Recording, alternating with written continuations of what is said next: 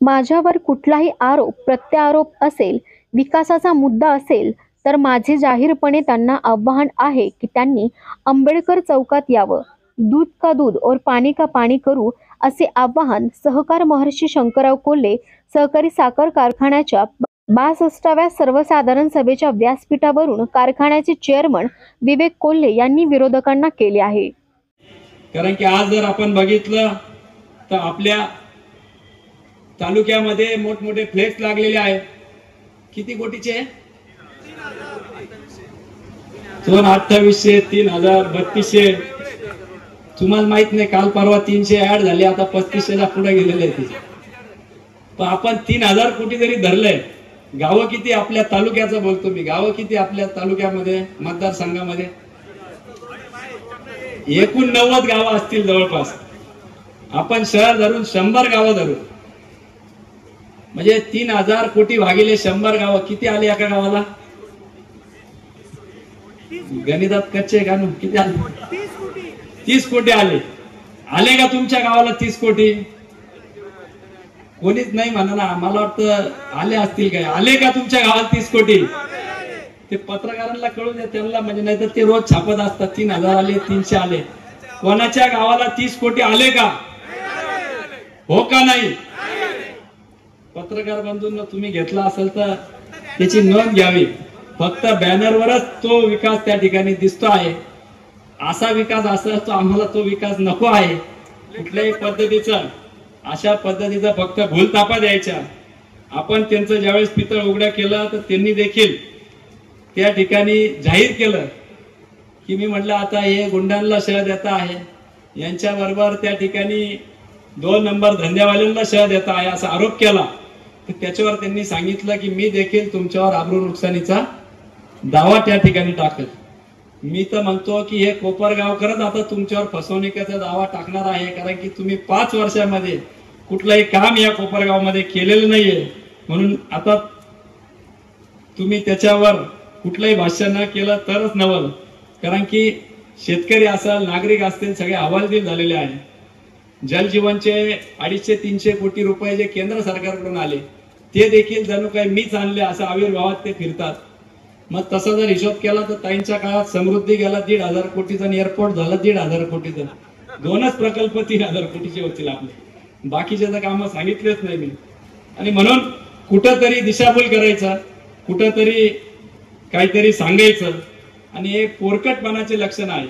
मूळ विषयांना हात न घालता आपल्या तालुक्याची जी परिस्थिती झालेली आहे, जवळपास 18 ते 30 वयोगटामध्ये 60 ते 70 हजार युवक युवती आहेत. गेल्या 5 वर्षामध्ये फक्त 10च PF अकाउंट कंपन्यांचे या ठिकाणी कोपरगाव तालुक्यात उघडलेले आहे. म्हणजे 200-300हून अधिक सुद्धा रोजगार उपलब्ध झालेले नाही.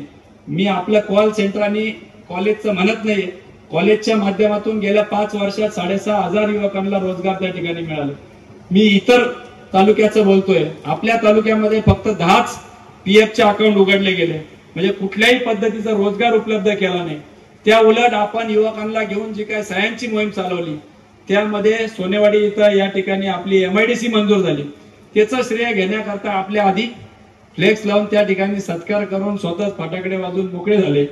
आणि म्हणून कुठेतरी आता आपल्याला जागरूक होण्याची गरज आहे. आता देखील मला आता कळलं, व्यासपीठावर असताना त्यांनी पत्रकार परिषद घेतली. पत्रकार परिषदेत काय आरोप केले, घेताय का अजून? पण त्यामध्ये काय आरोप केले की माझा देखील त्या ठिकाणी गुंडांशी त्या ठिकाणी संबंध आहे. 2 नंबर धंद्यावाल्यांचा 2014चे का 13चे काहीतरी फोटो दाखवले. मी त्यांना एवढंच सांगू इच्छितो की कुठल्याही रॅलीचे फोटो असतील, काही असेल, कुठलाही आरोप प्रत्यारोप करायचा असेल, विकास कामं असतील, इतर कुठलेही कामं असतील, मी आज या व्यासपीठावरून त्यांना जाहीर आवाहन करतो की त्यांनी आंबेडकर चौकामध्ये यावं. दूध का दूध, पाणी का पाणी आपण त्या ठिकाणी केल्याशिवाय राहणार नाही. कारण की रोजगार कोणासाठी निर्माण झाला नाही झाला माहित नाही, परंतु 2 नंबरवाल्यांसाठी मोठ्या प्रमाणात त्या ठिकाणी रोजगार उपलब्धी त्यांनी केलेली आहे. राजरोसपणे सर्व रेशनचा काळा बाजार असेल, स्वयंसहाय्यकांपासून त्यांचे सर्व जवळचे लोक त्याच्यामध्ये आहे. टक्केवारी सिस्टीम चालू आहे. 2-3 महिन्यापूर्वी झालेले रस्ते त्या ठिकाणी उकडून निघालेले आहे. कुठलाच पद्धतीचा पूर्ण तालुक्याचा भट्ट्याबोळ त्या ठिकाणी लावलेला आहे. आणि फक्त दिखाव्याचं काम त्या ठिकाणी चालू आहे. काल परवा ब्राह्मणगावला आले, आमच्या अनुराग येवले इथं आहे, गाडीतून उतरले, फोटो काढले आणि गाडीत बसून परत गेले. तिथून ना तहसीलदारांना फोन केला ना काही केलं. त्या उलट आमच्या शेतकऱ्यांचे 2022चे विमे आले होते, परत घ्यायला चालू झाले ना. कुठे संदीपराव सरपंच 10,000 रुपये परत घ्यायचे चालू झाले.